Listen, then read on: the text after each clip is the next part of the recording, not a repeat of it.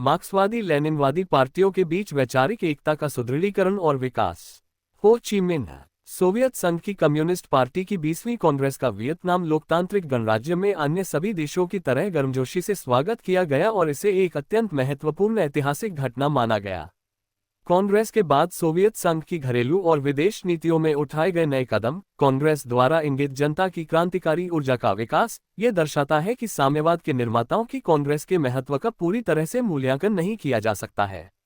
ये सवाल से परे है कि छठी पंचवर्षीय योजना के लक्ष्यों में अनुवादित महान कार्यक्रम, कांग्रेस में प्रस्तुत देश की सभी राजनीतिक, आर्थिक और सामाजिक शक्तियों को ऊपर उठाना, व्यक्तित्व पंथ और उसके परिणामों की जांच, सोवियत संघ द्वारा दर्ज की गई शानदार सफलताएं हैं, जो हमें निकट भविष्य में सोवियत संघ की नई महान उपलब्धियों की आशा करने की अनुमति देती हैं।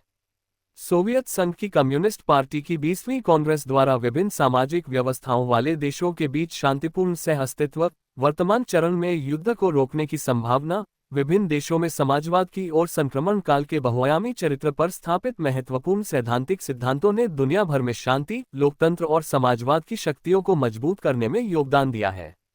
कांग्रेस ने नई संभावनाओं को उजागर किया तथा समाजवाद के लिए मजदूर वर्ग के आंदोलन तथा अपनी राष्ट्रीय स्वतंत्रता की रक्षा करने वाले सभी लोगों के लिए नई संभावनाएं खोली। सोवियत संघ की कम्युनिस्ट पार्टी की 20वीं कांग्रेस द्वारा सर्वसम्मति से स्वीकृत व्यक्तित्व पंथ के विरुद्ध प्रभावी संघर्ष ने पूरे कम्युनिस्ट आंदोलन पर बहुत प्रभाव डाला है। 30 जून 1956 को केंद्रीय समिति का प्रस्ताव हमें व्यक्तित्व पंथ के प्रश्न को और अधिक गहराई से समझने में मदद करता है तथा इसके परिणामों पर काबू पाने में भी मदद करता है। कम्युनिस्ट इंटरनेशनल में विभिन्न पार्टियों के प्रवेश के लिए आवश्यक शर्तों के बारे में बोलते हुए लेनिन ने बताया कि वर्तमान चरण में, जो कि भयंकर आंतरिक युद्ध का दौर है, केंद्रीय समिति अपना कार्य तभी पूरा कर सकती है जब इसे सबसे केंद्रीकृत तरीके से संगठित किया जाए। अगर आंतरिक पार्टी अनुशासन कठोर हो, जो कि सैन्य अनुशासन जितना ही कठोर हो, और अगर पार्टी का केंद्रीय अनप्रभावशाली हो और उसे अपने सभी सदस्यों का सामान्य सम्मान प्राप्त हो। स्पष्टतः लेनिन का आशय ये था कि भयंकर गृहयुद्ध की स्थिति तथा सोवियत जनता पर लगाया गया लोकतंत्र का प्रतिबंध केवल अस्थायी था तथा नई व्यवस्था के स्थापित होते ही इसे समाप्त कर दिया जाना था। लेकिन हमारे दुश्मनों को उम्मीद थी कि वे समाजवादी खेमे को अंदर से कमजोर कर देंगे। उन्होंने ये सोचकर बड़ी गलती की कि उनकी उम्मीदें सच हो सकती हैं। उन्होंने समाजवादी लोकतंत्र के विकास को अव्यवस्था की शुरुआत और मार्क्सवादी लेनिनवादी पार्टियों के बीच संगठन की भावना और आंतरिक पार्टी अनुशासन के पूर्ण नुकसान के रूप में समझा। ये बात बिल्कुल स्पष्ट है कि एक बार विजयी होने के बाद समाजवाद कभी भी व्यक्तित्व पंथ और उसके हानिकारक परिणामों को बर्दाश्त नहीं कर सकता। सोवियत संघ की कम्युनिस्ट पार्टी की केंद्रीय समिति द्वारा व्यक्तित्व पंथ और उसके परिणामों को समाप्त करने के लिए उठाए गए ऊर्जावान उपायों ने इतिहास में अभूतपूर्व राजनीतिक साहस का एक शानदार उदाहरण प्रस्तुत किया। इन उपायों का सख्त क्रियान्वयन किसी भी तरह से लेनिन के प्रति वफादार अग्रणी नाभिक के इर्द गिर्द केंद्रित साम्यवाद के निर्माताओं के बीच वैचारिक एकजुटता को कमजोर नहीं करता बल्कि मजबूत करता है। सोवियत संघ की कम्युनिस्ट पार्टी की पूर्ण प्रतिष्ठा और अधिक बढ़ गई है और मजबूत हो गई है। आलोचना और आत्मा आलोचना के प्रश्न के बारे में लेनिन की स्थिति से शुरू करते हुए सोवियत संघ की कम्युनिस्ट पार्टी की केंद्रीय समिति ने स्पष्ट रूप से कहा कि उसे गलतियों को सुधारने और पार्टी को मजदूर वर्ग और आम जनता को शिक्षित करने की आवश्यकता से अधिक चिंता है, न कि इस प्रश्न से कि प्रतिक्रियावादी क्या कहेंगे। लेनिन ने इसे एक सही और गंभीर पार्टी की कसौटी के रूप में माना जो अपनी जिम्मेदारी से स्पष्ट रूप से अवगत है और इस तथ्य को समझती है कि आंदोलन के भविष्य के हितों को हमेशा हर चीज से पहले आना चाहिए। ऐसी नीति निश्चित रूप से समाजवादी खेमे में सीपीएसयू की प्रतिष्ठा को बढ़ाती है, साथ ही पूंजीवादी देशों और आश्रित देशों के मेहनतकश लोगों के बीच भी इसकी प्रतिष्ठा बढ़ाती है। सोवियत संघ की कम्युनिस्ट पार्टी पर हमारे दुश्मनों द्वारा शुरू किया गया एक जोरदार बदनामी अभियान, जिसमें उन्होंने व्यक्तित्व पंथ के परिणामों को समाप्त करने के लिए उपाय किए थे, ये साबित करता है कि वे राजनीतिक रूप से अंधे थे। इतिहास जल्द ही इसकी पुष्टि करेगा। सीपीएसयू ने फिर से प्रदर्शित किया कि आत्मा आलोचना का सबसे महत्वपूर्ण पहलू व्यावहारिक रूप से और प्रभावी रूप से अपनी गलतियों को सुधारना है। गलतियों को जन्म देने वाली स्थितियों का वैज्ञानिक विश्लेषण उनकी पुनरावृत्ति को रोकने का प्रभाव डालता है। सभी भ्रातृ दल 20वीं कांग्रेस के दस्तावेजों से मूल्यवान सबक ले सकते हैं, जो मार्क्सवादी लेनिनवाद को और विकसित करने का उच्च स्तर है। ये सवाल से परे है कि 20वीं कांग्रेस के प्रस्ताव भाई दलों को अपनी गलतियों को सुधारने और अपने काम को बेहतर बनाने में मदद करेंगे। शांतिपूर्ण, एकीकृत, स्वतंत्र, लोकतांत्रिक, समृद्ध और मजबूत वियतनाम के निर्माण के संघर्ष में वियतनाम वर्कर्स पार्टी ने हमेशा साम्राज्यवादी जुए से सभी लोगों की मुक्ति के संघर्ष के हितों और पूंजीवाद के शोषण से मेहनतकश जनता की मुक्ति के संघर्ष के हितों के बीच की पहचान को समझा है। इसलिए ये वियतनामी लोगों और कंबोडियाई, लाओसियन और फ्रांसीसी लोगों जैसे अन्य लोगों के बीच एक ठोस दोस्ती की नींव रखने में सक्षम रही है। व्यापक अर्थ में राष्ट्रीय एकीकरण के संघर्ष में वियतनाम वर्कर्स पार्टी ने कभी भी खुद को भ्रातृ पार्टियों से अलग नहीं किया है। अपने पूरे व्यवहार में इसने साबित कर दिया है कि सच्ची देशभक्ति को कभी भी सर्वहारा अंतर्राष्ट्रीयता से अलग नहीं किया जा सकता है, और यह कि एक सामान्य उद्देश्य मानव जाति की मुक्ति, एक वर्गहीन समाज का निर्माण, शांतिपूर्ण सह अस्तित्व और स्थायी शांति के लिए सभी सेनानियों के बीच भ्रातृ गठबंधन अडिग है। जबकि साम्राज्यवादियों ने अपने संगठन का विस्तार किया और SEATO, नेटो, बगदाद संधि जैसे अंतर्राष्ट्रीय आक्रामक गुटों की स्थापना की, वियतनाम वर्कर्स पार्टी ने कभी भी भाई पार्टियों के साथ संबंधों को मजबूत करने की अपनी नीति से विचलित नहीं हुई। वियतनाम वर्कर्स पार्टी जानती है कि अंतर्राष्ट्रीय प्रतिक्रियावादी बड़ी बड़ी साजिशें रच रहे हैं, खासतौर पर दक्षिण वियतनाम और पूरे प्रशांत क्षेत्र, ताइवान, दक्षिण कोरिया में। पार्टी यह भी जानती है कि इन साजिशों के जरिए अंतर्राष्ट्रीय प्रतिक्रियावादी एशिया में राष्ट्रीय मुक्ति आंदोलन, मजदूर वर्ग और किसानों पर अपनी ताकतों का नेतृत्व कर रहे हैं।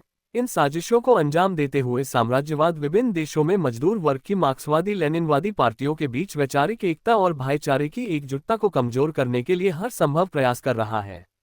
वर्तमान अंतर्राष्ट्रीय परिदृश्य में प्रत्येक देश की विशिष्ट राष्ट्रीय विशेषताएं और परिस्थितियां प्रत्येक कम्युनिस्ट और मजदूर पार्टी की नीतियों के विस्तार में अधिकाधिक महत्वपूर्ण कारक बनती जा रही हैं।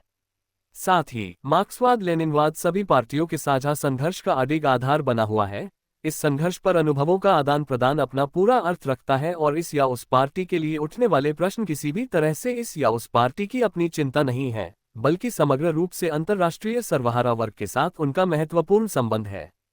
उदाहरण के लिए, हम वियतनामी लोगों को न केवल अमेरिकी साम्राज्यवादियों और दक्षिण वियतनाम प्रशासन की हमारे देश के विभाजन को कायम रखने की योजनाओं के खिलाफ संघर्ष में और धीरे धीरे समाजवाद की ओर बढ़ने के हमारे संघर्ष में अपने तरीके और उपाय निर्धारित करने हैं, ये स्पष्ट है, बल्कि हमारी पार्टी यह भी स्पष्ट रूप से समझती है कि हमारी वर्तमान और आने वाले समय की गतिविधियां महज राष्ट्रीय सीमा के भीतर सीमित नहीं रह सकती, कि ये गतिविधियां प्रगतिशील दुनिया द्वारा छेड़े गए आम संघर्ष के साथ हजारों संबंधों से जुड़ी हुई हैं, और यह कि समाजवादी खेमे और दुनिया भर के शांतिप्रिय लोगों द्वारा दिखाई गई वास्तविक एकजुटता हमारे लिए उतनी ही आवश्यक है जितनी कि पहले राष्ट्रीय मुक्ति के लिए वियतनामी लोगों के प्रतिरोध युद्ध के दौरान थी। हमारी पार्टी की केंद्रीय समिति के 9वें पूर्ण अधिवेशन में, जो 19 से 24 अप्रैल 1956 तक चला, CPSU की 20वीं कांग्रेस के दस्तावेजों का गहन अध्ययन किया गया। अधिवेशन के कार्य में केंद्रीय समिति के सदस्य, क्षेत्रीय, प्रांत और महत्वपूर्ण शहरों की पार्टी समितियों के सचिव और केंद्रीय अंगों के कई जिम्मेदार कार्यकर्ता शामिल थे। वियतनाम वर्कर्स पार्टी ने मार्क्सवाद लेनिनवाद को वियतनामी वास्तविकता में रचनात्मक रूप से लागू करने में शानदार परिणाम दर्ज किए हैं। हमारे लोगों ने युद्ध के दौरान और उसके बाद पूरी तरह से मुक्त उत्तर के एकीकरण में और राजनीतिक, आर्थिक और सामाजिक क्षेत्रों में बड़ी जीत हासिल की। इसके अलावा पार्टी शांतिपूर्ण तरीकों से स्वतंत्रता और राष्ट्रीय एकीकरण के लिए संघर्ष कर रहे सभी देशभक्तों को वियतनाम फादरलैंड फ्रंट में एकजुट कर सकी। वियतनाम वर्कर्स पार्टी की केंद्रीय समिति के 9वें पूर्ण अधिवेशन के प्रस्तावों में भी पार्टी के निर्माण और सुदृढ़ीकरण में सामूहिक नेतृत्व के सिद्धांतों के महत्व पर जोर दिया गया, जिसके महत्व पर CPSU की 20वीं कांग्रेस में जोर दिया गया था। सामान्य तौर पर हमारी पार्टी ने सामूहिक नेतृत्व के सिद्धांत का पालन किया है। हालांकि इसके गहन अध्ययन से कई कमियां सामने आई हैं। हमें ये स्वीकार करना होगा कि वियतनाम में भी व्यक्तित्व पंथ कुछ हद तक मौजूद है, पार्टी के अंदर और बाहर दोनों जगह। हालांकि इससे गंभीर गलतियां नहीं हुई हैं, फिर भी इसने सक्रिय तत्वों और लोगों की पहल और जुझारूपन को सीमित कर दिया है। हमने प्रमुख केंद्रीय और स्थानीय दोनों अंगों में व्यक्तित्व पंथ की अभिव्यक्तियां पाई हैं। इन कमियों को दूर करने के लिए हमने पार्टी और लोगों के बीच वैचारिक कार्य को बेहतर बनाने का फैसला किया है। हाल ही में हुए एक सत्र में मंत्रिपरिषद ने भूमि सुधार और आर्थिक पुनर्वास, लोगों के जीवन स्तर को ऊपर उठाने और हमारे लोगों के लोकतांत्रिक राज्य के राजनीतिक सुदृढ़ीकरण में की गई महान उपलब्धियों पर प्रकाश डाला। कांग्रेस ने देहात में सामंती प्रभाव के खिलाफ गठबंधन की नीति के कार्यान्वयन, मजदूर वर्ग के दुश्मन के खिलाफ संघर्ष के तरीकों, वेतन नीति के कार्यान्वयन और संगठन के पुनर्गठन में कई कमियों और त्रुटियों की ओर भी इशारा किया।